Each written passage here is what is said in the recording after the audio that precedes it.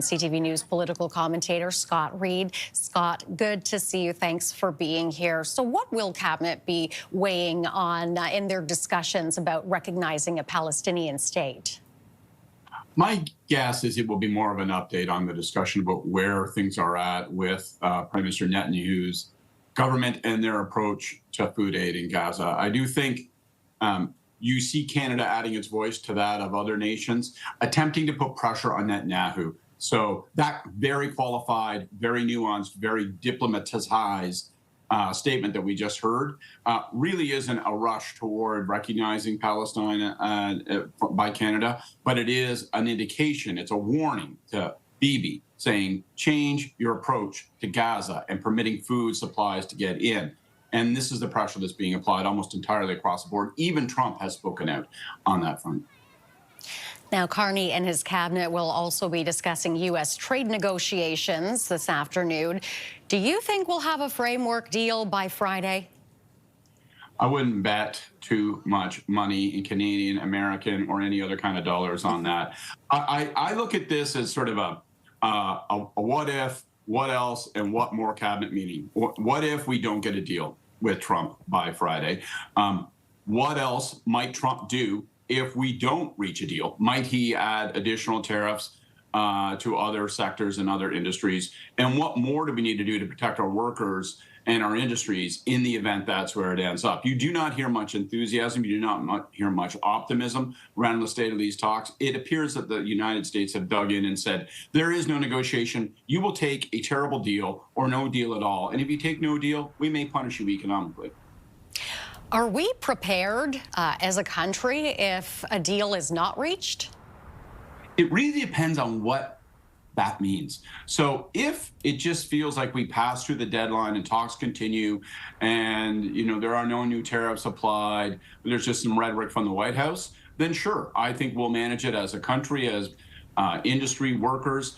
But if Trump reacts in a peak of temper, if we can't get a deal, and Trump decides that the response to that is to assault our economy, to punish and bully us, and to show that if we do not do what he wants and precisely the way he wants it, that he will inflict harm on us, well, then I do think the country is going to go through a bit of a wrenching awakening. And it's not like people haven't been paying close attention to this issue for months, but it could get a lot more challenging. That's not just for the government. That could be for a lot of us. Now, the EU and the U.S. have made a trade deal. When you see what the EU got, or in this case didn't get, how concerned are you about Canada? The harder you look at this deal, the more you just say, this is all such a complete exercise in theater. I mean, they have these phantom commitments that somehow the EU, which doesn't actually control expenditures by member states, doesn't control what France, what French industry, what German industry, what they purchase from the United States. Massive commitments of billions of dollars that will be purchased from the United States. Written smoke, doesn't mean a thing. And then, of course, Trump applying a 15% across-the-board tariff on the EU, that is injurious, but on the other hand, it's only going to slow investment in the United States and raise the price of everything in the United States. If that's the kind of template that Trump is insisting here, and if he were to say, I want a 15% tag across the board, independent of the Canada-U.S. Mexico free trade agreement, then we couldn't agree to that. That would be impossible for us to agree. It'd be better for Canada to have that imposed in violation of our treaty rather than to somehow surrender and accept it. But again, if you tell him no, how does Trump react?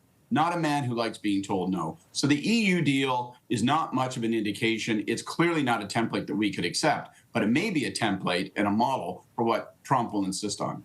This feels like a shakedown. Is that what this is, Scott? Absolutely. And unfortunately, here's the ugly truth, is that Trump's leverage has increased because he secured this deal with the EU, and he can trumpet that he's a winner there. And then he's secured deals with Japan and a few other Asian countries. So we can turn to Canada and say, listen, you know what? My phone is on hold if you guys don't give me everything I want. Watch for the following. In the next 24 hours with Dominic LeBlanc, our point man down there in Washington, is there any potential for a breakthrough? And then there's one final card to be played, and that is a conversation between the Prime Minister and Trump. Trump does respect strength. He does respect the reputation of Carney. You've seen him give him a wide berth politically, demonstrate actual respect toward him, which he doesn't provide to everyone. And so is there a possibility at the highest levels we could find some way to manage this deadline either secure a deal or at least secure some peace around a non-deal, that may very well come down to the Prime Minister and his telephone.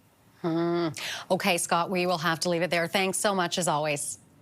Thank you. That is CTV News political commentator Scott Reid.